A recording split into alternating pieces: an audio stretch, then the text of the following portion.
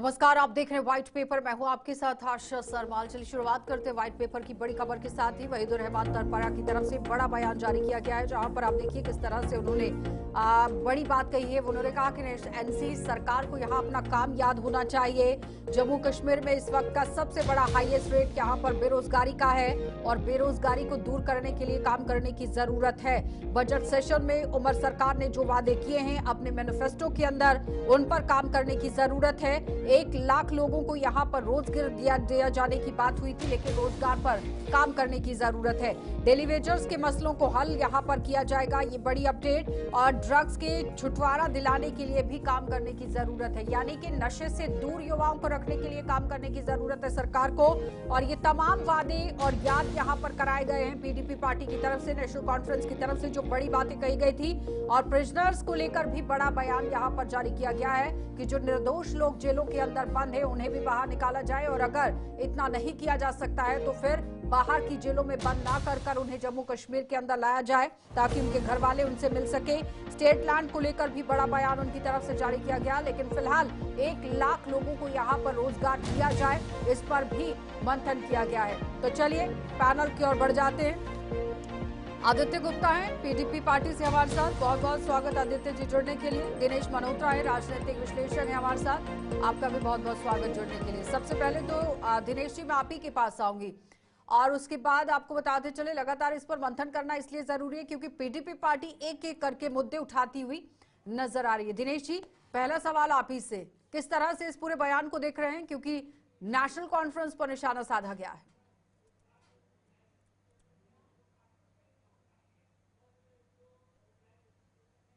Hello, मेरी आवाज आ रही है? जी आवाज आ रही है, बोलिए। हेलो, मेरी आवाज आ रही है? दिनेश जी जी जी। आप मुझे सुन पा आशा रहे जी, हैं? सबसे पहले आपका शुक्रिया। हाँ जी जी जी, मैं सुन रहा हूँ जी आप। बोलिए। सबसे पहले आपका बहुत बहुत शुक्रिया। जम्मू कश्मीर के इतिहास में एक अलग तरह का एक हम कहें कि एक बजट सेशन शुरू हो रहा है। पिछली बार भी हुआ था। इस सेशन में देखिए, जो सबसे बड़ी पॉलिटिकल पार्टी है वो राज कर रही है, वो रूल कर रही है। जो उससे छोटी पॉलिटिकल पार्टी है 28 नंबर जिसके विधायक हैं, वो गवर्न कर रही है। तो तीसरे नंबर की पार्टी जिसके 6 विधायक हैं, वो कोलिशन का पार्ट है। तो रियल सेंस में देखा जाए तो सिर्फ पीडीपी ही मेन जो है अपोजिशन पार्टी है। तो पीडीपी को वो रोल तो प्ले करना पड़ेगा, क्योंकि पीडीपी की ग्राउंड जो कश्मीर में काफी पीडीपी ने ग्राउंड अपनी खोई है 2024 के विधानसभा चुनाव में। तो पीडीपी ये रोल प्ले करेगी। और ना केवल पीडीपी इकोनॉमिक इश्यूज को हाईलाइट कर रही है, पीडीपी जो इमोशनल इश्यूज हैं, जैसे उन्होंने 370 की पिछले बार बात की थी, इस बार देखते हैं क्या इशू टेकअप करते हैं। तो पीडीपी को इफेक्ट नेचुरली ऐसे रोल तो प्ले करना पड़ेगा। वाहिद परा जो पीडीपी लेजिस्लेटिव पार्टी के लीडर हैं, वो काफी एग्रेसिवली इश्यूज टेकअप कर रहे हैं। तो मुझे लगता है कि इस बार ये देखना पड़ेगा कि पीडीपी के बाकी विधायक और बाकी जो अपोजिशन स्पेशली बीजेपी का क्या रोल रहता है। साथ भी बात करने की कोशिश की जा रही है, जवाब अभी तक कोई नहीं आ रहा है इस पर।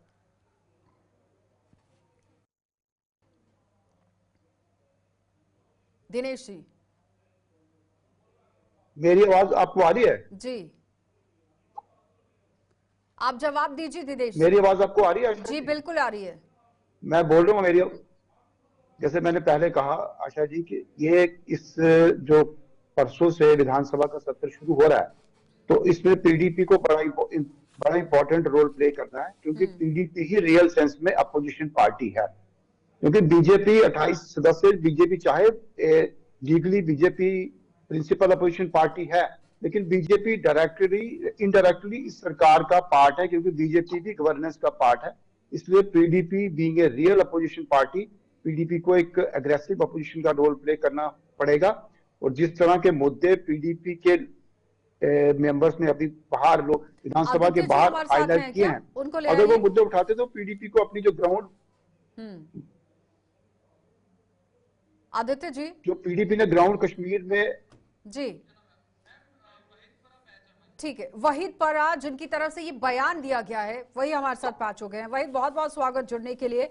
आपकी तरफ से जो डिमांड्स रखी गई, बड़े मुद्दे उठाए गए, दिनेश जी कह रहे हैं कि इस वक्त आपको एक स्ट्रांग ऑपोजिशन के तौर पर रोल प्ले करना है और जो मुद्दे आपने उठाए हैं उसे कंटिन्यूसली आगे चलाने के लिए कोशिश होनी चाहिए। जी इंशाल्लाह हमारा जो फर्ज है एज अपोजिशन, हम इस असेंबली सेशन में एक तवील अरसे के बाद जम्मू कश्मीर में हुकूमत बनी है और एक बड़ा नंबर है इस सरकार के पास। तो उन्होंने जो वादे किए हम कोशिश करेंगे उनको याद दिलाने की, कि उन्होंने कहा था 3 महीनों में मिनिमम एम्प्लॉयज गारंटीज एक्ट पेश किया जाएगा, जो आज तक नहीं हुआ। उन्होंने 1 लाख लोगों को रोजगार देने का वादा किया था, वो नहीं हुआ। रिजर्वेशन को रैशनलाइज करने का वादा किया था, वो नहीं हुआ। उसके साथ साथ सबसे बड़ा मुद्दा जो प्रिजनर्स का है, उन्हें घर वापसी का जो मसला है, कई फिक्टिशियस चार्जेस पे नौजवान बंद है, वेरिफिकेशन को लेकर एक बहुत बड़ा तनाव है, 311 में एम्प्लॉयज को टर्मिनेट किया गया। ये सारे मुद्दे हैं, लेकिन इसके साथ साथ जो इस हुकूमत के इख्तियार में मुद्दे हैं, जिसमें डेली वेजर्स का एक बहुत बड़ा मसला है कि 1 लाख लोग सड़कों पे होते हैं और जिनके हाथ में हमारी एसेंशियल सर्विसेज रहती है, जो दिन रात खिदमत करते हैं हमारी, वही लोग परेशान हैं जो एसआरओ उस वक्त महबूबा जी ने लेकिन पास वही किया था, उसको यहाँ पर इम्प्लीमेंट नहीं सवाल किया ये जा भी रहा है। उठता है कि जब आप ही की सरकार थी उस वक्त भी डेली वेजर्स का मुद्दा था, बेरोजगारी का अगर मुद्दा आपको था, उस याद वक्त हो, काम नहीं किया। अगर आपको याद हो डेली वेजर्स के मसले को लेकर एसआरओ 502 महबूबा जी के वक्त में आया और वो कैबिनेट ऑर्डर था जिसमें ये डिसाइड किया गया कि 70,000 लोगों को रेगुलराइज किया जाएगा, और वो कैबिनेट ऑर्डर हो भी गया। अनफॉर्चुनेटली अभी तक उसको इम्प्लीमेंट नहीं किया जा रहा है, और वो फाइनेंशियल कंकरेंस के साथ इम्प्लीमेंट उस वक्त हुआ था, लेकिन वो रोका गया क्योंकि फिर गवर्नर्स रूल आया। इसके साथ साथ मैं आपको बताऊं कि इस वक्त सबसे बड़ा मुद्दा जो जम्मू कश्मीर में है 370 की एब्रोगेशन के बाद, वो है जमीन का मसला, लैंड का मसला। वो जो बुलडोजर राज इस वक्त बीजेपी ने पूरे मुल्क में लगा के रखा है, उस बुलडोजर राज के खिलाफ लास्ट ईयर हमने देखा कई लोगों को अपने घरों से निकाला गया, जम्मू में, कश्मीर में लोग परेशान हुए। तो हमारी जो एक बहुत इम्पोर्टेंट बिल है इस सेशन में जो हमने लाई है कि land regulation guarantees property rights पे, कि आप आम बंदे को जिसको घर है, जो जहाँ रहता है उसको अपने घर के कागज मिले, जो स्टेट लैंड में रहता है, शामिलात में रहता है, नजूल में रहता है, उसको अपने घर के कागज मिले और उसको अपना राइट मिलना चाहिए। दूसरा एक बड़ा मुद्दा जो समाजी लेवल पे हमने उठाया है वो शराब का मसला है, जो ड्रग्स फ्री जम्मू कश्मीर हम कहते हैं। इस वक्त पहले ये कहते हैं नेशनल कॉन्फ्रेंस के लोग कि अपने वक्त पे क्यों ना किया, लेकिन पिछले 4-5 साल में आपने भी नोटिस किया होगा कि इस वक्त बहुत बड़ी एक कैंपेन जम्मू कश्मीर में चल रही है, नशा मुक्त जम्मू कश्मीर, क्योंकि अब ड्रग्स के केस बहुत रिपोर्ट होते हैं। We are a tourist state, एक तरफ से वैष्णो देवी लेकिन की उमर यात्रा अब्दुल्ला होती को भी है। आपने सुना होगा वहीद, वो कह रहे हैं कि एक्शन मोड में आकर काम कर रहे हैं वो, और आम जनता से वादे की जो किए गए हैं उसे पूरा किया जाएगा, चाहे वो रोजगार को नहीं, लेकर हो, इस डेली वक्त वेजर्स को देखिए, लेकर हो, बिजली, पानी, सड़क जैसी मूलभूत सुविधाएं हों। देखिए हम तो चाहते हैं उमर साहब को याद दिलाना कि ये वादे आपको करने पड़ेंगे। आपने 370 से नाता तोड़ दिया, आपने कहा मेरे हाथ में नहीं है, आपने रेजोल्यूशन को डाइल्यूट कर दिया, आपने स्टेटहुड पे कोई डिलीवरी नहीं कर पा रहे, आप एडवोकेट जनरल को अपॉइंट नहीं कर पा रहे, आप 5 एमएलए नॉमिनेटेड लोगों को अपॉइंट नहीं कर पा रहे, आप करिकुलम में शेखुल आलम को वापस नहीं ले पा रहे, आप शेख अब्दुल्ला की छुट्टी के पीछे लगे लेकिन 13 जुलाई आप भूल ही गए। तो इस तरीके में कई सारे पॉलिटिकल मुद्दे हैं। इस वक्त भी आप सोशल रिलीजियस ऑर्गेनाइजेशन और जमात इस्लामी के लोग हैं वो बंद है। इस वक्त भी आप लेकिन कई लोग इस वक्त नौजवान ज्वलंत कश्मीरी, मुद्दे कौन से हैं परा, क्योंकि बेरोजगारी है, उसको लेकर एक बड़ा सवाल है, डेली वेजर्स का एक बड़ा मुद्दा आप लेकर आए, रेजोल्यूशन को जिस तरह से आपने सामने रखा, लेकिन अब दिनेश जी से भी जिस तरह से बात हो रही थी, राजनीतिक विश्लेषक, वो कह रहे हैं कि एक स्ट्रॉन्ग ऑपोजिशन के तौर पर रोल प्ले करने की कोशिश हो रही है। 3 सीटें आपके पास है, नेशनल कॉन्फ्रेंस ने भी कहा कि मैंडेट जनता ने नहीं दिया है, जो खामियाजा भुगतना पड़ा आप लोगों को, कहीं ना कहीं ठीकरा आपके सर पर भी फोड़ा गया। नहीं देखिए, हमें तो इसलिए मैंडेट नहीं मिला क्योंकि पीडीपी के खिलाफ एक क्रैकडाउन था, जो पीडीपी को तोड़ा गया, 40 लोगों को भगाया गया पार्टी से, हाईजैक किया, किडनैप किया आपने कैंडिडेट्स को। तो नेशनल कॉन्फ्रेंस के खिलाफ तो कहीं अपोजिशन थी नहीं, जहां इनके खिलाफ कोई बंदा पीडीपी का उठता उसको बंद किया गया, उसके साथ सख्ती की गई, उसको पीडीपी से निकाला गया। इस पार्टी में आपने सुना है 5 सालों में 30 एमएलए, 10 एमएलसी, 4 एमपीज तक निकल गए क्योंकि उनको प्रेशर था कॉन्स्टेंटली। तो इट्स नॉट बिकॉज कोई मर्जी चलने रहा है, सब सख्ती से निकाले गए, परेशानी से निकाले गए। और न सिर्फ इतना कि महबूबा जी खुद, उनकी माँ, उनकी क्वेश्चनिंग की गई ईडी ने, जिनका सरकार के साथ कोई वाबस्तगी ही नहीं थी। इतना ही नहीं, पासपोर्ट जब्त किए गए, इतना ही नहीं, घर छीना गया और किसी बाकी लीडर्स को घर मिले, मकान मिले, सिक्योरिटी मिले। एक पार्टी को टारगेट किया गया और ताकि नेशनल कॉन्फ्रेंस के खिलाफ मैंडेट वन साइडेड बनाया गया। ये हालात तैयार तो किए कहा बीजेपी ने। गया वहीद की अगर कुछ नहीं किया है तो डरने की जरूरत नहीं है। डरने की जरूरत तो नहीं है, लेकिन हम ये आपसे कह रहे हैं कि इस वक्त ये जो मैंडेट बनाया गया है, क्रिएट किया गया बीजेपी ने। और इसके साथ साथ मैं आपको बता दूं, क्योंकि जम्मू कश्मीर में एक नॉर्मलाइजेशन का फेज है इस वक्त। 5 अगस्त 2019 को जम्मू कश्मीर के आवाम से हमारी हैसियत, वजूद, हमारा आईन छीना गया, हमारा झंडा छीना गया। और इस वक्त एक ऐसी तंजीम बनाई गई, नेशनल कॉन्फ्रेंस, जो इस चीज को नॉर्मलाइज करेगी, जो झंडे की बात नहीं करेगा, जो अपने आईन की बात नहीं करेगा, जो जम्मू कश्मीर के तशख्खुस की बात नहीं करेगा, 370 की बात नहीं करेगा, 35A की बात नहीं करेगा, बल्कि हर दिन उठ के ये बोलेंगे कि हम शराब को बैन नहीं कर सकते, और पीडीपी के खिलाफ ये बोलेंगे कि जिन्होंने 2014 में अलायंस किया, हमने अलायंस किया ताकि कश्मीर के मसाइल और मसला, कश्मीर के जो दुख दर्द है वो एड्रेस किए जाए, जम्मू की जो परेशानी है वो एड्रेस की जाए। हमने उस वक्त क्रॉस ट्रेड की बात की, हमने जम्मू कश्मीर और नई दिल्ली के बीच जो लेकिन दूरी आप है लोगों उसको के दूर साथ करने तो की उस कोशिश समय की। ये बात भी हुई कि बाहर से समर्थन भी देंगे, सरकार आप लोग ही चलाइए, लेकिन आपने भरोसा नहीं किया। ये भी तो बात आपके लिए छोड़ दी नहीं जाती कर है सकते, नेशनल क्योंकि कॉन्फ्रेंस की तरफ से। हमारा मुद्दा नेशनल कॉन्फ्रेंस की तरफ कुर्सी का नहीं था। देखिए, हमने कोशिश की, दो मुल्कों के बीच जो दूरियां हैं, अलहदगी पसंद लोग, उनके साथ डायलॉग करने की कोशिश की। हमने कोशिश की उस वक्त इंटरलोकेटर अपॉइंट करने की, सीज फायर की कोशिश की, हमने कोशिश की 12,000 नौजवानों के खिलाफ केसेस ड्रॉप हो। आज जो उमर साहब सरकार चला रहे हैं, उसमें लड़ाई नई दिल्ली के साथ इसलिए नहीं है कि आप बातचीत करिए अलहदगी पसंद लोगों के साथ, बट आज इसलिए लड़ाई है कि आप यहाँ पर डीसी और एसपी कौन लगाएगा, चीफ सेक्रेटरी कौन लगाएगा। आज 370 की लड़ाई नहीं है, आज बातचीत की लड़ाई नहीं है, आज क्रॉस एलओसी ट्रेड की लड़ाई नहीं है। आज की सरकार जो दिल्ली के साथ नाराज है, वो इसलिए नाराजगी है क्योंकि आप तब्दीली कर रहे हैं और मैं तब्दीली नहीं कर पा रहा हूँ, क्योंकि पुलिस मेरे अंडर नहीं है, क्योंकि चीफ सेक्रेटरी मुझे आज रिपोर्ट नहीं लड़ाई करता, किस बात की क्योंकि है एलजी साहब वहीद? मुझे सलाम नहीं करते। वहीद, ये सारे मुद्दे हैं चीफ आज मिनिस्टर लड़ाई के। किस बात की है? हमारा मुद्दा है कि जम्मू कश्मीर में 5 अगस्त 2019 को फैसला किया गया, सबसे पहले बात उस पे होनी चाहिए, जो बात होनी लेकिन उसका नहीं दे रही है। जिम्मेदार तो अगर सीधा आप सीधा देखें, नेशनल कॉन्फ्रेंस आपको ठहराती है।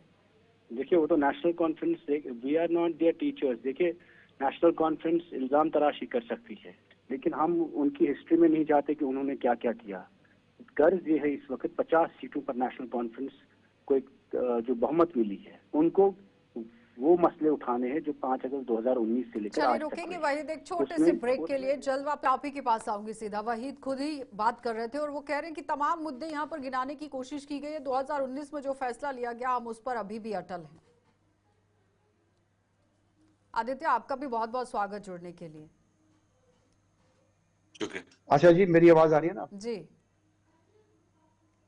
अच्छा, जैसे मैंने आपको पहले कहा आशा जी कि पीडीपी के पास इस समय बहुत अच्छी अपॉर्चुनिटी है, क्योंकि जो तीन मेन पॉलिटिकल पार्टीज हैं, नेशनल कॉन्फ्रेंस और कांग्रेस, ये कोलिशन में है, और जबकि बीजेपी जो है ये इनडायरेक्टली गवर्न कर रही है जम्मू कश्मीर को। तो नेशनल पीडीपी एकमात्र बड़ी पार्टी है जिसके पास अपॉर्चुनिटी है कि वो अपोजिशन का रोल प्ले करे। पर मैं ये बड़ा ब्लंटली कहूँ कि अनफॉर्चुनेटली पीडीपी अपने जो कश्मीर सेंट्रिक इश्यूज हैं उनसे बाहर नहीं आ रही है। पीडीपी को इकोनॉमिक इश्यूज पे फोकस करना चाहिए, जिसमें जम्मू में भी उनको सपोर्ट मिले। जब वो बार बार 370 और 5 अगस्त 2019 की बात करेंगे तो ये कुछ जम्मू में हजम नहीं होगा। वो बार बार प्रिजनर को आदित्य रिलीज जवाब करने दीजिए। की वो बात कह रहे हैं करेंगे, इकोनॉमिक ठीक है, इश्यूज पीडीपी पे का आपको आना चाहिए, पीडीपी को कश्मीर से ब्रॉडर बाहर कंसेप्ट पे निकलना बात करनी चाहिए। चाहिए। देखिए, वो बार बार फिर वही पुराने मुद्दे, पीडीपी को ब्रॉडर कंसेप्ट पे बात करनी। ठीक है दिनेश जी। हाँ आदित्य। हाँ, देखें, इसमें कोई दो राय नहीं है कि मसाइल जितने हैं सारे के सारे के बारे में बात सिर्फ पीडीपी को करनी पड़ेगी। बीजेपी का कोई भी एमएलए बात नहीं कर पाता क्योंकि एलजी साहब गवर्नेंस चला रहे हैं। At the same time national conference के पास 50 एमएलए की स्ट्रेंथ है, तो प्रैक्टिकली पूरा असेंबली 5 एमएलए के ऊपर ही चल रहा है। 3 पीडीपी के, एक सजाद लोन और एक इंजीनियर रशीद के ब्रदर। तो हम लोग हर मसले पे उठा रहे हैं बात करें। अगर लैंड रेगुलराइजेशन की बात है तो लैंड रेगुलराइजेशन सबसे बड़ा मसला जम्मू के अंदर ही है। अगर हम देखेंगे कठुआ, सांबा, ये 2 डिस्ट्रिक्ट, अगर आप डेटा निकालेंगे तो यहाँ पर मैक्सिमम लोग ऐसे हैं जिन्होंने रेजिडेंशियल प्रॉपर्टीज बनाई हुई है सरकारी जमीन पे, और वो लोग 40-40, 50-50 साल से रहते हैं। आप खुद सोचते 10 साल के डोमिसाइल पे बाहर के आदमी को आप डोमिसाइल बांट देते हो 10 साल में। जो आदमी 30 साल से 40 साल से उस जमीन पे रह रहा है और जम्मू कश्मीर का बाशिंदा है और रेजिडेंशियल प्रॉपर्टी, उसकी रेगुलाइजेशन क्यों नहीं होनी चाहिए जमीन की? ये जमीन का मसला है। शराब है या ड्रग्स है, इसके खिलाफ एक क्रैकडाउन चाहिए, क्योंकि 2019 के बाद एक चीज हुई है कि ड्रग्स जो है जम्मू के अंदर तो बिल्कुल ही सड़क पे आ गया है। इतने आराम से आपको केमिस्ट की दुकानें नहीं मिलती जितने आपको एजेंट्स घूम रहे हैं जो नशा बांट रहे हैं कॉलेजेस के पास हुआ, नॉर्मल ऑफिस के पास। जहां तक बात रही एम्प्लॉयज की रेगुलराइजेशन की, वो एसआरओ जो है वहीद ने खुद आपको बताया 502 नंबर वो ऑलरेडी है। और इसके अंदर आपको एसआरओ कर आपको इंट्रोड्यूस करके सिर्फ एम्प्लॉयज को रेगुलराइजेशन करनी है। ये सब कुछ पार्ट जो है वो गवर्नमेंट का पावर है, गवर्नमेंट खुद कर सकती है। लेकिन उमर साहब ने इस वक्त ऑप्ट किया है कि वो नहीं बात करेंगे। वो रादर हम पे ताना कस रहे हैं कि जनाब आपने अपने टाइम क्यों नहीं किया। साहब आपके पास अपॉर्चुनिटी है, दिनेश जी, आप हमें गलत साबित कर वो दें, कह आप रहे हैं कि इसी अब असेंबली आपके सेशन में उसको पास सपोर्ट कर दें, अपॉर्चुनिटी है, आप आपको करना रेगुलराइजेशन कर चाहिए, दें। ना कि ताने कसने चाहिए। गवर्नेंस का देखिए मतलब जब यही है, अगर कोई तो पॉलिटिकल आपकी ठीक नीयत है साफ है आदित्य और जी। आपकी इंटेंशन है हाँ, कि मैं ये करना चाहता हूं, तो आई थिंक इसको सपोर्ट करने में कोई दिक्कत नहीं है। ठीक है आप Dinesh ji. Regularisation of land के मामले इवन बीजेपी को करना चाहिए, क्योंकि कस्टोडियन प्रॉपर्टी जितनी है वो सब जम्मू में है। लोग 50-50 साल से उस जगह रहते हैं, आपको पाकिस्तान से वापस तो आ नहीं रहा उस जमीन को लेने या उस घर को लेने के लिए। ठीक है जम्मू के दिनेश जी। बशिंदे रहते हैं, उनको रेगुलराइज करो, जमीन दे दो उनको। मुझे लगता है कि आदित्य जी बात बिल्कुल ठीक कर रहे हैं। जो इकोनॉमिक इश्यूज है, जो सोशल इश्यूज है ना, उन पे बात ज्यादा फोकस करना चाहिए। क्योंकि जैसे मैंने पहले कहा कि पीडीपी के पास एक बहुत बड़ी अपॉर्चुनिटी है।